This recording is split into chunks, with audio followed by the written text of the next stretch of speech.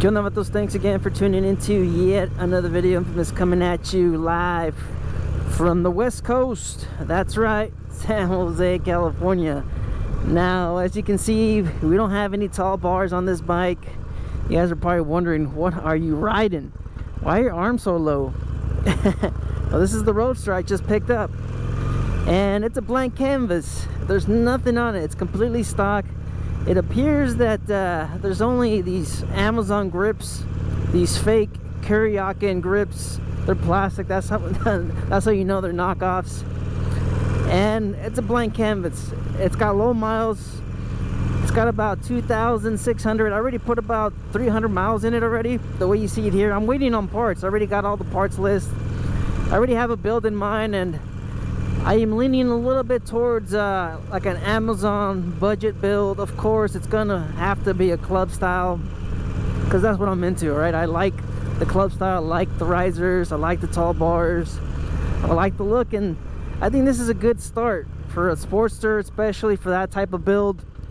You have the big wheels, you have the dual disc brakes, you have inverted forks, you have some decent performance. It's a 1200, so it's a good place to start, like I said. And you guys are probably wondering, why did you get that thing? And it's obvious. It was a great price. It's got low miles. It's a 2016, so it's basically the best Sportster you can get. Anything after 2014, if you guys are in the market, anything after 2014, it's a great Sportster. It's got the better brakes. It's got the improved suspension. It's got a lot of good things working for it, of course. Little minor upgrades, but yeah, I mean, that's the reason why I picked it up, or that's the second reason why I decided to buy another Sportster, another one. That's right, this is my second Sportster. My first Sportster was the CV carbureted 2005. That was fun. Build that out. Of course, I didn't film it or anything like that, but this time I'm going to film this build, and I'm going to bring you guys along. So reason number 3 is I missed it, man. I missed the feel of a Sportster. I missed the feel of the Evo engine. I just missed it, and I wanted it again. And when I went to go pick it up with a friend of mine, of course, if you guys seen that video, I went all the way out to Lone, California to go pick it up.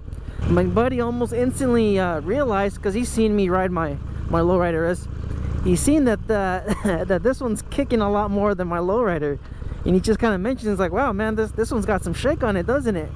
And I told him, yeah, man, it's that old school Evo engine. It doesn't have counterbalancers like you get on the Milwaukee 8, so you have that feel of a classic Harley-Davidson. And a lot of you guys in my comments have been talking about that these Softails aren't really Harley-Davidsons anymore, or they're not Harleys anymore, because they don't have that shake anymore. So this one has a lot of shake, and like I said, I just missed the feel and the sound of an Evo engine, and that's the reason why I decided to get back into it. And I could have bought a bagger. I could have gotten a Road King. I was getting close to getting a Road King, or maybe even a Road Glide, but I was leaning a little bit more towards a Road King, mainly because, of course, my budget. I still have payments on my lowrider S. I'm still making payments. I still owe about 11,000 bucks on that bike, and I just don't know. I mean, my insurance would have went up quite a bit, and I didn't want to do that. I'm ready. You guys already know I'm paying a lot of insurance on my lowrider S, and that's mainly because I live in the big city. Crime rate is higher, accidents are higher, so that's why I pay about maybe twice as much as some of you guys out there in the rest of the country. So insurance wise, cost wise, that was a huge factor for me. I didn't want to, like I said, I didn't want an extra $300-400 payment on top of my existing payment on my lowrider S. I just didn't want to do that to me or my family.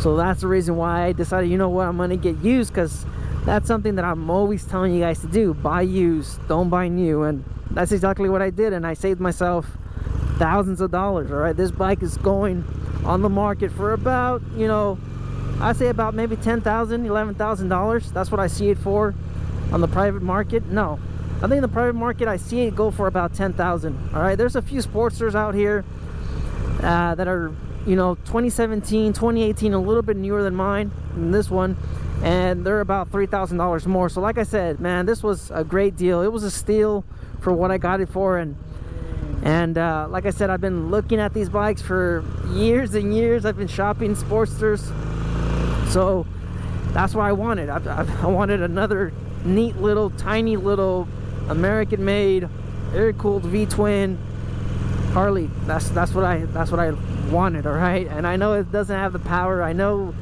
a Yamaha Bolt and you know, other Metro Cruisers that offer a little bit more bang for the buck, but look, I've owned Metro Cruisers and it just doesn't have the same feel. It doesn't have the same feel, guys. So that's the reason why I had to get back into my old ways, back into my roots, getting myself a badass sporty like this. So big plans up ahead, of course. A nice build list. I already, like I said, I'm just waiting on the parts. Man, I'm not even at full throttle. All right, I'm looking forward to what I have planned for this. Hopefully I start seeing these parts come in, because I just can't stand this thing has a stock exhaust. I don't know how this thing goes around what, 2006 years? Holy crap. But yeah, it's already 6 years old. 6 years with stock exhaust. It's crazy. And you know, another reason why I didn't want to get a new bike or look at a Revolution Max Sportster S. I was looking at them, you know, I was talking to some of my videos that I was planning on getting a 975 iron, or you know, something along those lines, but considering the cost, the dealer fees, the markups, you know, dealing what I dealt with on my own purchase on my lowrider S, I don't know. I don't know if I had enough energy to negotiate for, you know, that many hours, or to pay the fees, because these surcharges, these fees they keep on going up. I mean, there's an increase in the surcharge, there's an increase in the freight, there's an increase. I mean, there's increases everywhere. Taxes are increasing, inflation's increasing, shortages are increasing. You know, I just don't know what's up ahead. And technically inflation's at 17% right now. The real inflation numbers, not that BS that the Federal Reserve or the administration are lying about. That BS about 7%. That's just not true. It ain't. All right, if you use the old system, the old way of calculating inflation, we're more around 17%. So, and on top of that, yeah, you guys see the prices, the price of gas right now out here in my area. You're looking about, as you can see right there, $5.99 for premium, and that's typically what I put in my bikes. So I'm paying about $6 per gallon. So it's adding up quick, guys. I mean, the costs are getting out of control. So, and my plans of buying a house, it's pretty much out of reach again. I mean, it's just not gonna happen. The prices of homes recently, they have gone up about 20% plus. So yeah, it's bad. So, you know, all of that. And did I mention the Sportsters being faulty as well? Yeah, I think that's where I was getting into, and then I got sidetracked rambling.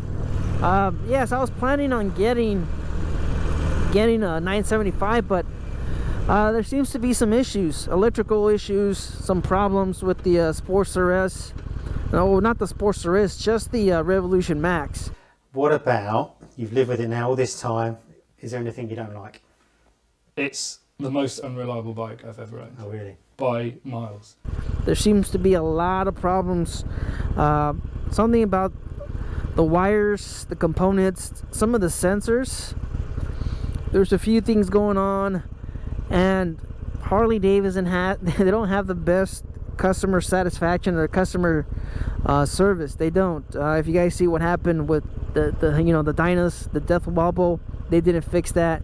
If you guys saw what happened with the 2017, 2018s Milwaukee 8s, of course they have faulty pumps, they have oil sumping issues, and they haven't fixed that either. So There was also something else going on. I just can't remember off the top of my head. I know the primary is an issue as well.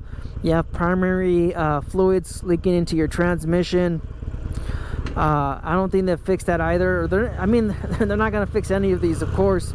They're just gonna wait for the consumer to run out of warranty and then charge them for it. And that's pretty much what's been going on. There's been a lot of issues in the Pan America group.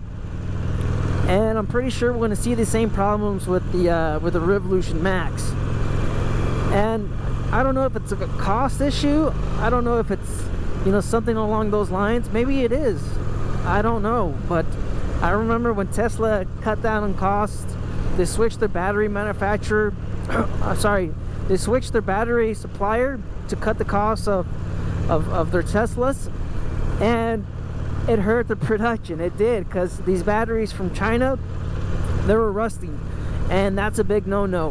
When batteries are rusting, just sitting there, not even being exposed to like liquids or moisture. I mean, this is just moisture in the atmosphere. That's when you know things are bad. So I remember we were dealing with that. I have photos, but yes, I mean, I'm not allowed to share that stuff. That's the whole reason why Tesla decided to kind of start production on their own batteries. That's why Elon Musk decided to invest in the Gigafactory. That's where that kind of all started from, to lower the cost of production, and it helped out a lot. So I'm guessing, I don't know, maybe they switched their supplier on those wires, those components, something along those lines to kind of cut costs. Because I mean, that Sportster S has a lot of features, a lot of power, a lot of technology, and Harley's not known for that kind of stuff too. So you know instead of rambling, I'm just gonna say I'm gonna wait maybe 3 years, 4 years before I even consider a Revolution Max. We're just gonna have to wait until Harley, works out all those problems with that new frame and the new engine, and I'm pretty sure it's gonna be fantastic. It's gonna be amazing once they settle all of that. So I'm looking forward to it, and of course, in the meanwhile, I'm gonna enjoy this little Sportster, build it out, and I have a couple plans, on top of just bolt-ons and stuff like that. So you guys just stay tuned, all right? You guys want to let me know in the comments. I spoke about quite a bit reasons why I decided to get this, and honestly, like I said, it's a good start. So you know what? I'm just repeating myself. You guys just stay out there, stay safe. Don't believe everything you read. Life's a risk. Get out there and ride. Later.